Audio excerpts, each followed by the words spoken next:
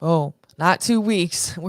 It's almost 2 years, right? It's coming up on March. And like I said, March 13th was like that day for me that it was really like boom, right? But it was March 15th in New York City that everything shut down. But it's sad. 2 years.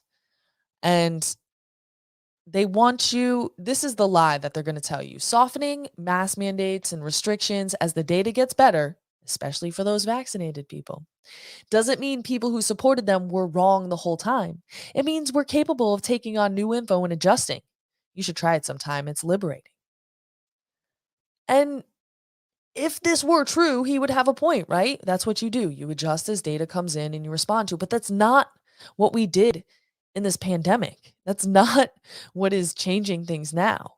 It's politics, right? And this lie that they're trying to pull off, it's the most important one, right? This gaslighting right here, this making you try to believe what they want you to believe instead of what you see with your eyes.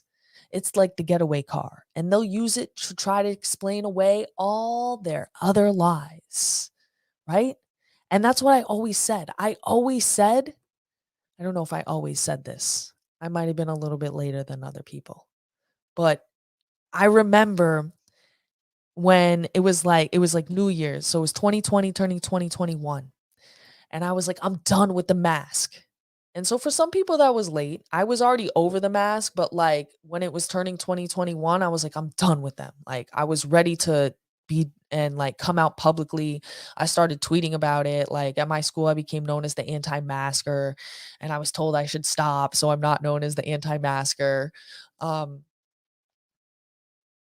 and the mask are the hill to die on, because when you make it okay for them to cover up your face, you make it okay for them to then violate your body in all types of other ways. When you make it okay for them to not allow you to have emotional like, connections with the people around you, right? To cut off that humanity, to try to sever that tie that you have with your God, you make it okay for them to do anything. So now if they can do the reverse and gaslight you into saying, "Oh yeah, masks, oh the data. It's the data. That's why we're saying you could take them off."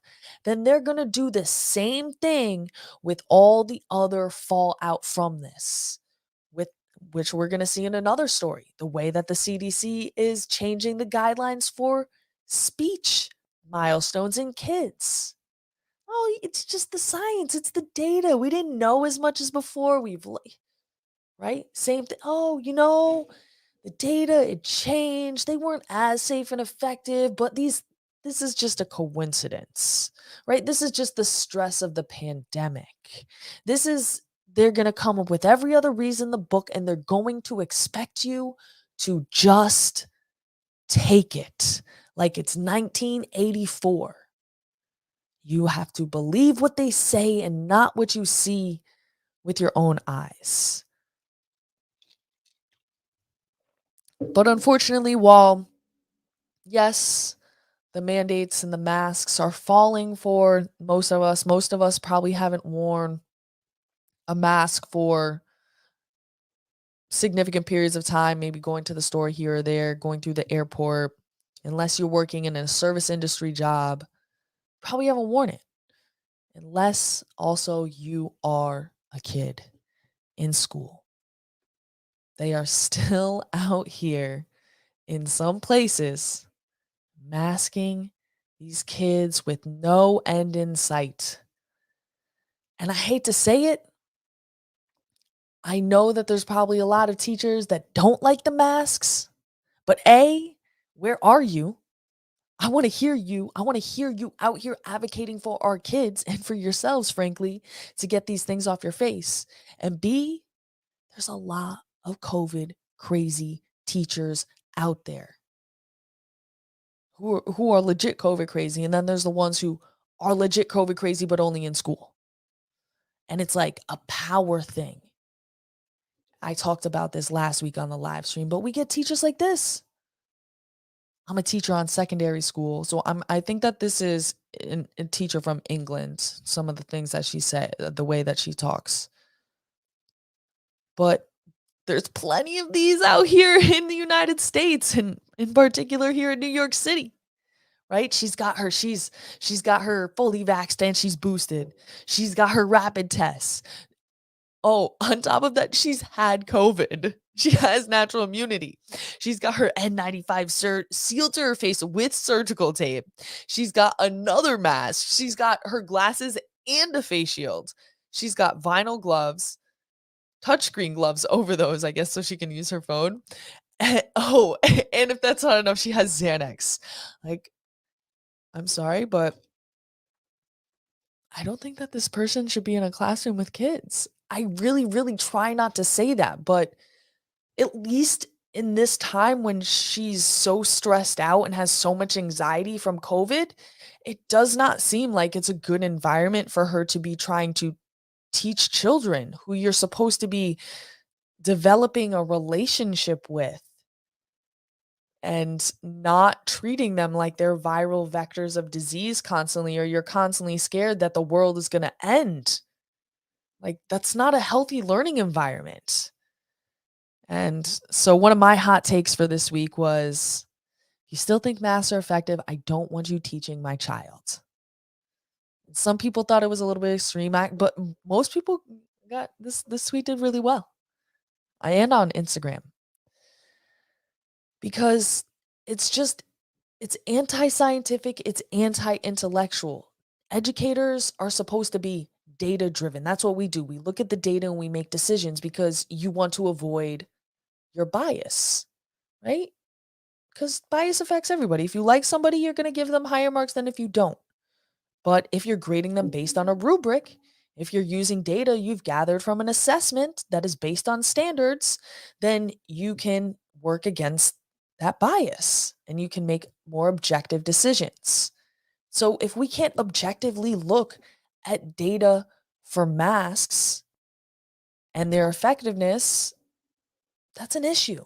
If we can't objectively look at data that's showing negative impacts on children from the last 2 years in general, but I think things that can be specifically tied to the masks, although admittingly there's a lot of confounding factors and there's no well-designed research to look at this. Again, where are the teachers? I want to know. If you really care about the kids and you're in this for the kids, where are you? Because I'm really tired of hearing that, oh, kids don't mind. No, no matter what you claim, we know the truth. We've seen the videos. I've heard it in my own students when they come to my room from a teacher who was really strict on the masks, that they can't stand the masks, right? I've heard it from my son. I've heard it from his friends. Kids do not like the masks. And if they say they want to wear the mask still, it is because you have allowed psychological abuse on them to go unchecked. It's plain and simple. And I don't want to sit here and play the blame games or dehumanize anybody or make anybody feel bad or guilt or shame. I feel guilt and shame every single day for sending my son to school with a mask on his face. I feel guilt and shame every single day for taking this crap as long as I took it before I stood up and I said enough. But we have to acknowledge it and we have to figure out what we're going to do to fix it.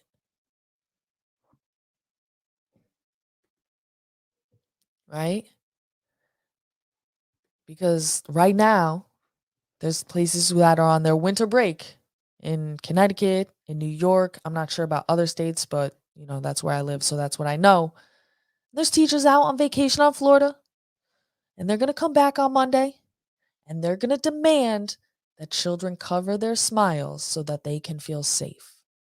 And I know that people say, well, that's not all teachers, or that's the unions, and teachers aren't the same as unions. But as I said, there are too many teachers who are doing this, whether it's influence from the union or not, to claim that teachers are not complicit in this.